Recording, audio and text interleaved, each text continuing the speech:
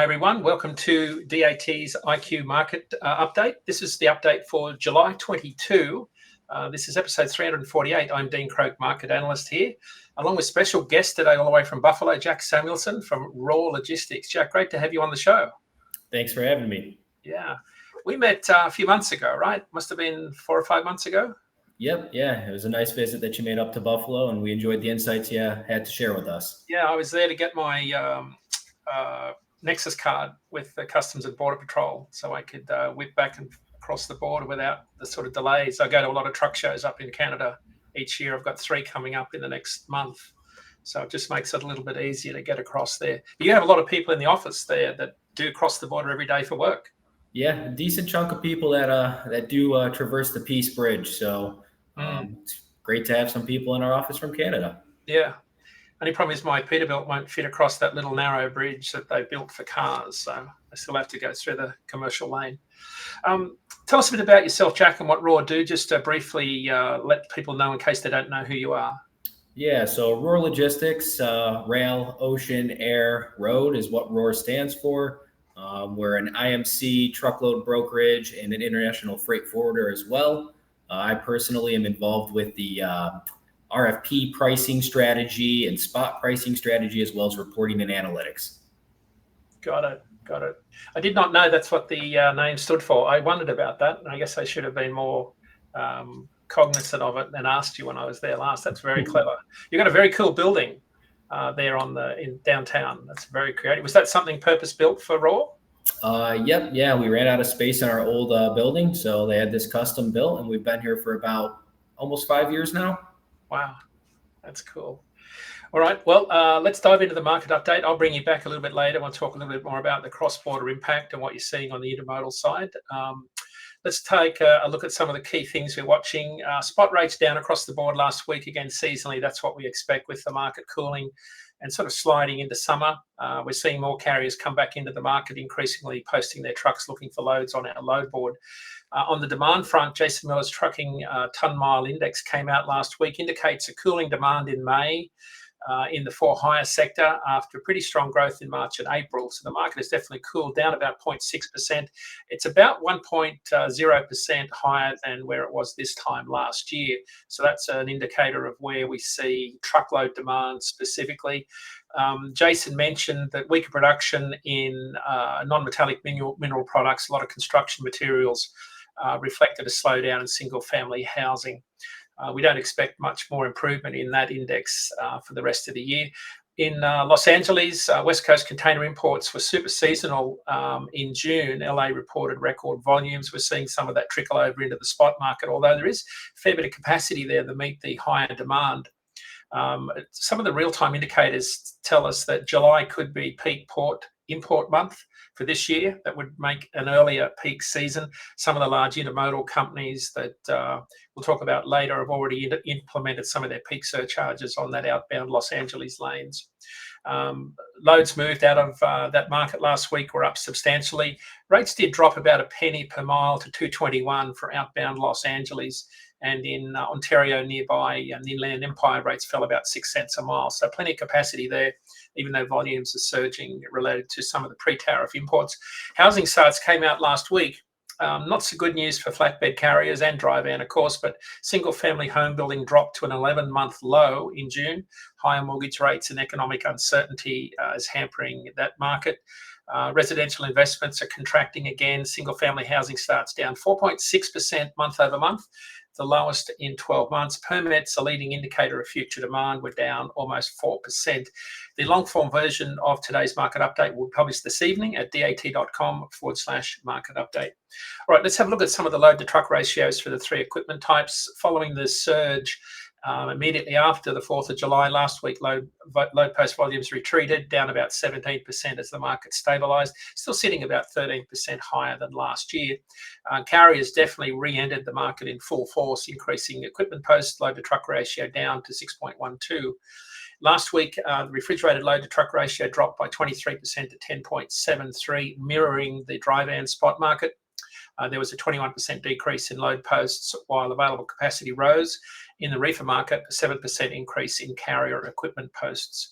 In flatbed, cooling down, obviously a lot of the post-Independence Day activity is now starting to be a fairly distant object in the mirror. Load post down 16%, load to truck ratio down about 20% to 21.63. And having a look at some of our rates year over year, look at spot rates in dry vans, 3 sectors we look at. National 7-day rolling average, rates down 3 cents a mile last week. It's the largest decrease since the start of April. Again, that's typically what we see after July 4. Rates are sitting at about $1.66 per mile, excluding fuel. That's about 3 cents a mile higher than last year. Some of the notable markets, Atlanta is moving past its peak shipping season. Rates dropped 16 cents a mile for outbound loads in the Atlanta market last week. The second area that we look at is our top 50 lanes by load volume. They were down 2 cents a mile to 201. That's about 35 cents a mile higher than the 7-day rolling average for national loads. And in our bellwether states, there's 13 Key West to Midwest states. They represent about 46% of our load volume each week. Rates fell 8 cents a mile, despite a higher volume of loads moved. So plenty of excess capacity in the market, as we touched on earlier. Carriers in the 13 Midwest states earned an average of $1.89 per mile, excluding fuel. That's about 23 cents a mile above the national average. In the refrigerated market, for the second consecutive week, national rates declined, dropping 2 cents a mile to just under $1.98. That level is on par with last year's figures and slightly below where it was in 2023. And lastly, in flatbed, the national average spot rate, excluding fuel, saw its most significant weekly drop in a month, falling by 3 cents a mile to $2.08. Despite the decrease, the current rate remains about 9 cents a mile higher than the same week last year and about 2 cents a mile higher than 2023. All right, quick look at our short-term forecast. This is our forecast out 35 days using RateCast. That's in green. It's predicting what we think rates will be out to the middle, probably the 3rd week of August. It heavily weights longer-term seasonal trends, and it's bounded by the yellow and red upper and lower looking error bands. Of course, the blue is the historical 7-day rolling average historical rates for loads over 550 miles. So let's start with dry van. Spot rate is forecast to be up 4 cents a mile, according to RateCast, by August 22, landing at about $1.70. Compared to this time last year, or that time last year in 22nd of August, rates were $1.61. So RateCast is expecting rates to be about 9 cents per mile higher than where they were last year. Low case has them down 3, high case up 1. I'm inclined to believe the low case of rates down about 3 cents a mile is more accurate. I think RateCast is still picking up on some of the incredible activity we saw immediately after Independence Day. So I'm thinking the lower case scenario is probably where we'll land. In the refrigerated market, much the same. The RateCast is expecting a little bit more optimism this week. Rates typically decrease this time of the year in the refrigerated market. We're just not seeing the produce volumes to support a 4 cent per mile increase out to $2 per mile even. Last year, they were $1.96. So I think, again, the low case of down 3 is probably closer to where we'll be. I noticed the RateCast forecast for dry van and reefer has been moderating a little bit in the last couple of weeks after that big surge around July 4. Flatbed down 7. It's tracking exactly as we'd expect it to do, seasoning right through to the end of August, early September. Rates down 7 cents a mile out to August 22. They will be about 11 cents per mile higher once we hit that milestone. Low case scenario, rates down 11, high case up 2, but I think RateCast will be right on the money there. All right, so let's bring Jack back in and talk about some of the things in his world. I'd like to start off with probably an easy question, Jack, because you're right on the border. How much has the trade war with Canada impacted cross-border logistics? Yeah, so obviously it's definitely having an impact. Back when the tariffs initially went in place, leading up to March, we saw an increase in volumes that shippers were looking to get across before those tariffs were in place, which obviously caused a spike in rates, which caused a little bit of an issue for us. But as that kind of lingered into the initial first few weeks of the tariffs being in place, we saw that kind of drop off and some normalcy come back to place, where it became a little bit easier for us to secure capacity and get trucks across the border. I'm expecting we're going to see pretty much the similar thing happen here on August 1st, once those tariffs go back in place, we've already seen a ramp up of shippers trying to get their volume across the border as quick as they can to negate those tariffs. I think that'll linger for another couple of weeks, maybe into September. And after that, I think we'll be back to normalcy again, though, and the rates will kind of cool off, and the rates will be what the rates are to get your freight across the border. Most of it's truckload, of course. What you're talking about there is all dry van, predominantly. Correct. Yeah. I noticed the intermodal volumes were up nationally last week, which I find kind of interesting. I think the inference from some of the experts in that space was that we're seeing the tail end of or possibly the tail end of imports coming in from overseas looking to avoid tariffs. Are you seeing the sorts of impact from, in your world, from the IMC side that we're seeing nationally? Yeah, we are definitely seeing that. And I guess the question is, how long is that increase in volume on the container is going to last? Obviously on the West Coast, that Los Angeles, Ontario market kind of sets the tone for the rest of the country. So it'll be interesting to see what happens as those volumes, as I anticipate, decline, how that's going to impact the rest of the country in terms of truckload rates. Yeah, imports are down, in particular coming out of China. I mean, Los Angeles recorded its second highest, or actually its highest ever June in terms of TEU volume. But the global port tracker, that's a fairly reliable indicator, comes out from the National Retail Federation, is expecting August and September volumes to drop in the order of somewhere between 15 and 20% by the time we get to the back end of the year, sort of suggesting that a lot of the import volumes already made its way into markets. Is that sort of your sense in terms of how you're forecasting, is that we've had an early peak season? Yes, I agree. Yeah, we're seeing pretty high volumes right now. I think there's been a big surge to get in ahead of the tariffs or the delay in tariffs. We're not sure where that's exactly going to land. Things could change as they do fairly regularly. But import, if I look at North American, I'm just looking at the IANA report, North American intermodal volumes up about 2.1% year over year. They were up about 10% last week. The US volumes only, excluding Mexico, Canada, are up about 14% week over week. So it's a pretty high change. But I think Larry Gross is right there, is that we're probably seeing some of the early season activity peak. Talk about capacity a bit. What are you finding on the carrier side? We're seeing a lot more carriers come into the market. We're seeing a lot more margin compression on the carrier side. How are you seeing it on the logistics side? We are definitely feeling that. Ample amounts of capacity available, mostly across the country. I know when you stopped in a couple of months back, we had kind of briefly discussed, when is there going to be a tightening capacity? And it's just been a waiting game for so long now to see some relief on that side.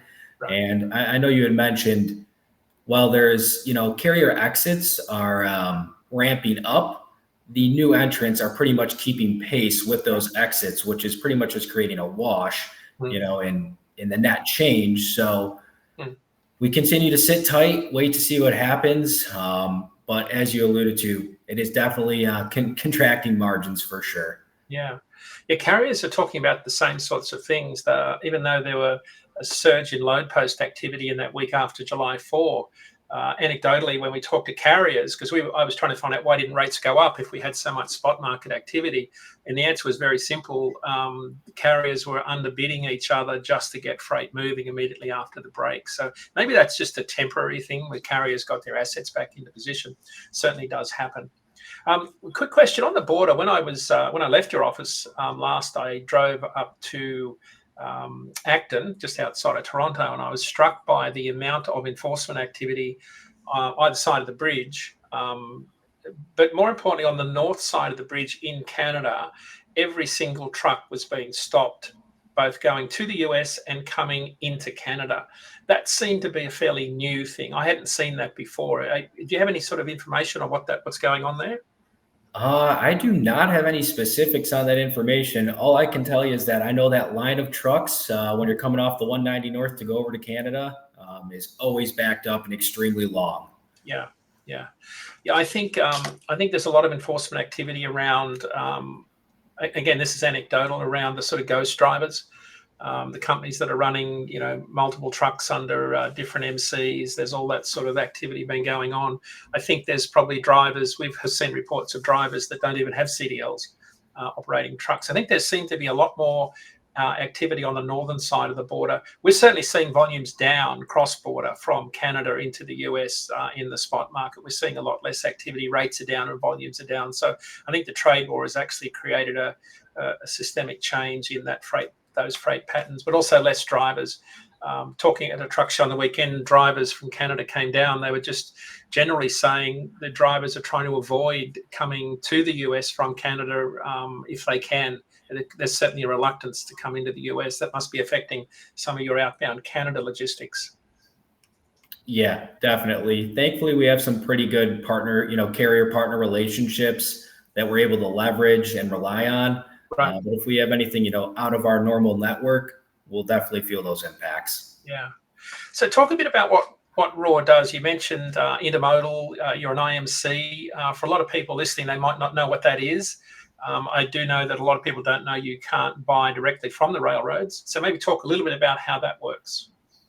Yeah. So essentially, we work out, special rates with the rail companies to move. We get special rates based on a certain amount of volume that we're able to move for them, certain thresholds that we have to meet. And, we essentially take care of the origin dray and the destination dray for them. Right. So, and is most of that under contract? Like, is it contract or a spot or a mix of both? It's a mix of both, but the majority of it is contract. Right. And on the dray side and either end, are you using contractors? You have a network of carriers that do all that for you? Yes. Yep. Yep. And do they? I know there are load boards out there. We don't specialize in that space, but do you access any capacity through there, or do you have your own private network? Both. So we rely heavily on our own private network, but there are some external tools out there that you're able to utilize to find some help. Yeah. It seems to be fairly regionalized because of the, I guess, the radius of operation around some of the ramps. Do you find carriers stick to a region, or are you seeing some sort of change in patterns, maybe longer haul drays? Is anything changing in that space? I'm not an expert on the IMC side of things, but if I had to answer that, I would say they're staying regional. They don't want to get out of, say, like a 300-mile radius. They kind of want to stay in that sort of radius. Right. I noticed the Journal of Commerce Intermodal Savings Index came out a little while ago. They show that contract shippers are saving in the order of about 25% over truckload. And on the spot market, intermodal shippers are saving about 18 to 19%. So, but one data point I did hear that was interesting is that intermodal had taken back some market share from truckload. I don't know how we quantify that, but higher volumes that we touched on a bit earlier on the intermodal side were because shippers were availing themselves of more intermodal capacity that takes longer to get where it's going. So essentially it provides that free warehousing capacity for shippers that wanted to bring imports in from overseas ahead of when they really need them and put them into a slower moving asset. Is that sort of something that you've heard from shippers on your side of the business? Yeah, it's definitely mixed. A lot of our shippers like us to offer both, and then they take that and run the numbers, figure out what's going to be best for them, and then what's the urgency of that. They need that product getting got from point A to point B. Right. And maybe we get locked in on the intermodal side for the first portion of a contract, and then they decide, hey, we're going to switch to the truckload. There's more urgency for that product to get to where it needs to be. Got it. On the truckload brokerage side, what sort of lead time are you working on typically with your shippers? I would say on average, probably around 48 hours. Okay. And then, so 48 hours is kind of from the time you get the call to when it has to be picked up. Is that generally how you work on that? Yeah, like tender lead time. So from the time we get the tender to the load picking up, yeah. Right. Is that different by equipment types or just averaged? No, it's pretty standard across all equipment types. Right. What's on the docket for the rest of the year for Raw Logistics? Any major events happening that we can help promote? We've got nothing major going on the rest of the year. Right now it's kind of just been a sit and wait game to see what's going to happen, see if we can get back to some sort of consistent trends and normalcy. Yeah. Obviously with all the tariff uncertainty, consumer sentiment, it's going to be an interesting and probably bumpy rest of the year, but we're ready to weather it. Yeah, I think it's interesting. I was talking to Professor Kaplis he's our data scientist this morning, and we were sort of talking about how maybe people have calmed down a little bit because our worst case scenario hasn't materialized. Because if you cast our minds back a couple of months, we were sort of talking doom and gloom with the Liberation Day announcements and what that might mean. I I feel like we're in a kind of a holding pattern now. It's kind of a wait and see attitude on our shipper roundtable side. That's certainly the sentiment where we're seeing shippers not necessarily rush to invest more, to build more, to produce more. Particularly on the import side, they've imported a lot of their inventories and have been doing so since about September last year. So I think warehouses are certainly full. And I think this year, of course, we're in earnings season. I'm anxiously awaiting some of the earnings call results from the large truckload carriers this week. I think that will tell us about where they see capacity. But I think the general sentiment in the market is we'll see capacity continue to remain flat. There's nothing on the horizon that would suggest that capacity is going to exit in meaningful numbers. Diesel is fairly stable, even with the Middle East wars that have been going on. We have seen relative stability in the diesel prices. They will start to come back down once the fears of a global supply shortage sort of fades away. There's nothing, we don't see anything on either side of the supply and demand ledger that might change this market from being anything in a state of malaise all the way through the rest of the year, which is probably the worst case scenario for carriers that are looking for the second half to be their typical peak season, and possibly you. So does that sort of question for you is the second half of the year typically when you see most of your work in logistics, or does it spread across the year fairly evenly? Spread across the year pretty evenly. Obviously in the second half of the year, you talked last, I think it was 2 podcasts ago, you had talked about the RFP kind of season, and the guest you had on had said, we thought maybe there was going to be a little bit of an easier RFP season. And it really hasn't been, and I don't anticipate it will be for the remainder of the year. It's very competitive, and it just makes it difficult. And, what's the limits you want to push in terms of your risk tolerance and being able to pick up some extra business? It's interesting. Our numbers came out today for the last 2 weeks on the new rate development. These are new rates entering routing guides for the first time. At the end of July, the 2 weeks ending July, they were up about 0.5%. We're kind of at the tail end now of bid season. Those rates should be in routing guides. Jack, up about 1.8%. That's the most they've been up in quite a while. So new rates coming in are about 1.8% higher than the rates they were replacing from last year. Temp control is still down. Although 0.2% is relatively flat. And flatbed is still coming in. It came in 6% lower. So there's a lot of excess capacity in the flatbed contract market, but we're still bouncing around zero in the dry van market. You'd have to conclude from that shippers still have pricing power in that market. Is that sort of a fair take on how you see things?